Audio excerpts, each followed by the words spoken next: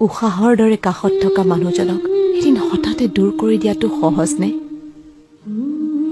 আজীৱন তোমাৰ হৈ থকাৰ ইচ্ছাৰ পৰা ইটছ নট ৱৰ্কিং বুলি কোৱা যাত্ৰাও সহজ নে? সহজ নে?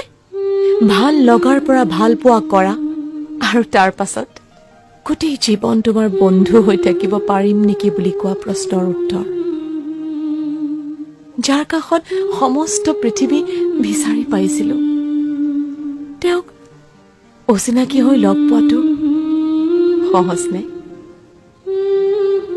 আচলতে সহজ একোৱেই নহয়। সম্পৰ্ক ধৰি ৰখা আৰু এৰি দিয়া দুইটাই টান। হেজাৰজনক পোৱা যায়, কিন্তু তেওঁ নহয়। সান্তনা আৰু মৰম দিয়া বহুত মুখ আপুনি পাব, কিন্তু তেওঁ নহয়। আৰু আমি এনেকৈয়ে হাঁহি হাঁহি হেৰুৱাই দিওঁ নিজৰ বুকুৰে হেজাৰটা টুকুৰা, আৰু শেষত আমি কওঁ ইটছ অল ৰাইট। সুখী থাকা মনে বিচৰাজনৰ লগত। মানুহবোৰ আচলতে পুতলা নহয়, সকলোৰে অনুভূতিবোৰ আচলতে সস্তীয়া নহয়। হেজাৰ বুজাব চেষ্টা কৰিলেও মানুহবোৰ ভাগি পৰে। অন্তত নিস্বাৰ্থভাৱে মৰমৰ ভোগ বিচৰা মানুহবোৰ ভাগি পৰে। হেৰুৱা বিশ্বাস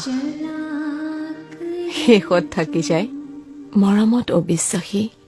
কাষলৈ আহিবলৈ ভয় কৰা এটি ভাগৰুৱা দেহা।